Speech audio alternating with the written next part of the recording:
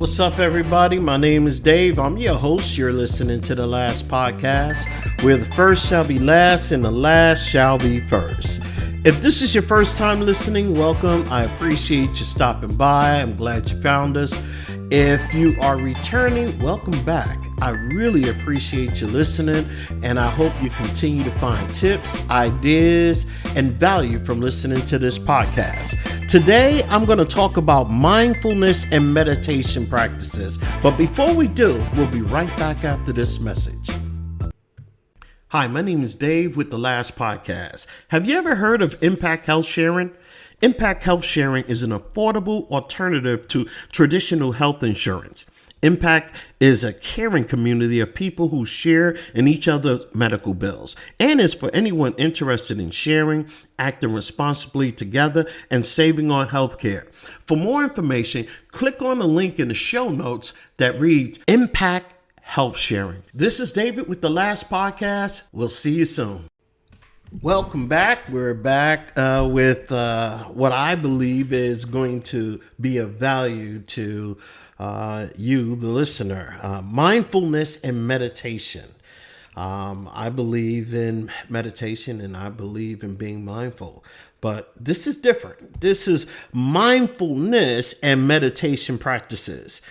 They can have numerous benefits for your mental, emotional, and physical well-being. There are effective tools out there reducing stress, increasing self-awareness, improving focus, and promoting a sense of inner calm and balance. Here are a few keys of what I'm going to talk about today about mindfulness and meditation practices. Now, understanding mindfulness is basically a practice of paying attention to the present moment with openness, curiosity, and non-judgment. It involves bringing your awareness to the sensation, thoughts, emotions that arise without getting caught up in them. And I don't know, for me, I've been meditating on and off for about maybe 15 years. And one of the reasons I love meditation, it takes you to a place of calm. It takes you to a quiet place where you can clear your mind, clear your head, and believe me when I tell you, it has profound effects on the body. It helps relieve stress like you would not believe. Now, starting with basic meditation, core practicing and cultivating mindfulness, begin with like basic techniques that such as focus, attention, and breathing. Being aware of you breathing. Practice breathing techniques like breathing quietly, exhale through your nose, things like that. I mean, it helps calm you down. It helps bring yourself to a wholeness. And find a quiet place where you can be comfortable. Sit in relaxed posture and gently direct your attention to your breathing, or let's say a chosen object, allowing your thoughts to come and go without attaching to them. You know how you would attach your thoughts and you have a thought of something and all of a sudden you start to penetrate with that thought and dig deeper within it. Let that thought flow right through. Don't even hold on to it. That's basically what I'm saying. Okay, guide your meditations and guide it with a flow, like a water resistant, just flowing. Guide your meditations. It can be helpful, especially for beginners. They involve listening to recorded meditation or that provides instructions and guidance throughout the practice, or you practicing just basically. They have tapes that you can listen to. They have like quiet sounds like water flowing. These things can actually help you meditate. But personally, I like to get into a quiet place, like even in my closet sometimes, and sit on the floor and just breathe. You know, sit where I could be nice and comfortable and just breathe. Let all the thoughts flow through me. Don't hang on to any thoughts. Just let the thoughts flow through you.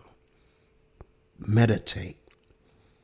Now, you can find a variety of guided meditations, strategies online, and at the end of this course or at the end of this podcast, if you want, you can go to the website, or you can go to where I have the podcast in the show notes. I'll leave a couple of resources that you could click on and follow it and, learn more about meditation. But establishing a routine in your meditation is key also. It's critical. When it comes to mindfulness and meditation, set aside a dedicated time each day for your practice. Even if it's just for a few minutes, just carve out a little bit of your time out of the day. I guarantee you this will benefit you.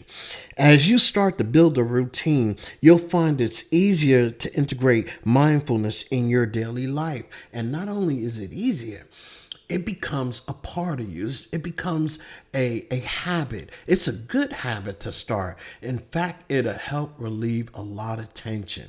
So mindfulness with your daily activities is, I would say, is something that you should start and stick with and allow yourself time to get better at it.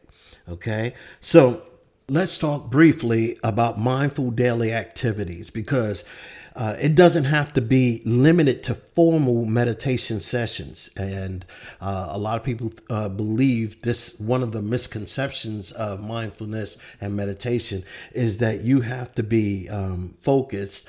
I like to focus in a quiet place, but in mindfulness and meditation activities, by being fully engaged, you can be present in the moment. And what I mean by that is whether you're eating, walking, engaging in a hobby, trying to be fully present, savoring the experience without letting other distracting thoughts get in the way, and from past or future or what have you. Let those thoughts flow, but be mindfulness and be in the present moment. And that is a good possibility that you can focus your thoughts on what you're doing. And that's a form of meditation as well. Just sitting there doing whatever it is that you're doing. You could actually be eating and meditate. That's right. You can have your actions can be fully engaged in mindfulness meditation while you're even eating. So there are a lot of misconceptions that you got to be in the closet like me, or you got to be in a quiet room. Sometimes I choose that. I just like to be in a quiet area when I meditate. I don't want anything distracting me whatsoever, because I'm easily distracted. So if you like me and you're easily distracted, then you probably want to get somewhere quiet. So in your everyday life, just know that there are resources out there to help you. You have apps. There are numerous smartphone apps, online resources available to support your mindfulness and meditation journey. I can tell you right now, I've used a couple. Some popular ones include Headspace, Calm, Insight Timer, and 10% Happier. These apps offer guided meditations, mindfulness exercises, and other features to help you develop your practice.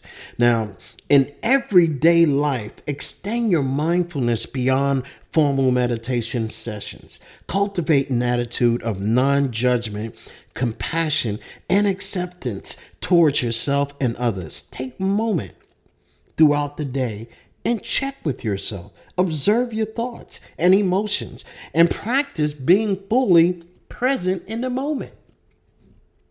But remember that exploring mindfulness and meditation is a personal journey, and it's normal to have ups and downs along the way. It's going to take a while for you to get the hang of it. So be patient with yourself.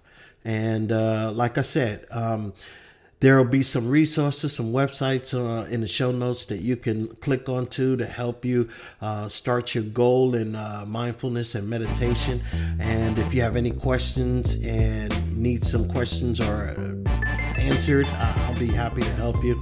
I've been meditating right now for almost 15 years, so I would love to share some of my thoughts on it. Again, my name is Dave. You're listening to the last podcast, where the first shall be last and the last shall be first. If you have any questions whatsoever, hit me up at the last podcast 443@gmail.com. And until tomorrow, you guys have a great day. Bye-bye.